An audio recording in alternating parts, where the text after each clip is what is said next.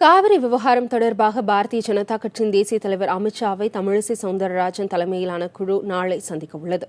இந்த குழுவில் மத்திய இணையமைச்சர் பொன் ராதாகிருஷ்ணன், மாநிலங்களவை எம்பி இல கணேசன், பாரதிய ஜனதா மூத்த தலைவர்கள் ஹெச் ராஜா, சி.பி. ராதாகிருஷ்ணன் ஆகியோரும் இடம்பெற்றுள்ளனர்.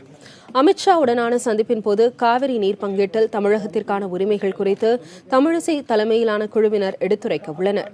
அப்போது காவிரி மேலாண்மை வாரியம் அமைப்பது தொடர்பாகவும் வலியுறுத்துவார்கள் என தெரிகிறது. காவிரி பிரச்சினை தொடர்பாக மத்திய நீர்வளத்துறை அமைச்சர் உமா பாரதியையும் தமிழக பாரதிய ஜனதா நிர்வாகிகள் சந்திப்பார்கள் என எதிர்பார்க்கப்படுகிறது. காவிரி மேலாண்மை வாரியம் அமைக்கப்படாத விவகாரத்தில் மத்திய பாரதிய ஜனதா அரசு மீது தமிழக அரசியல் கட்சிகள் குற்றம் சாட்டி வருகின்றன. இந்த சூழலில் தமிழிசை சவுந்தரராஜன் தலைமையிலான குழுவினர் டெல்லி செல்ல இருப்பது குறிப்பிடத்தக்கது.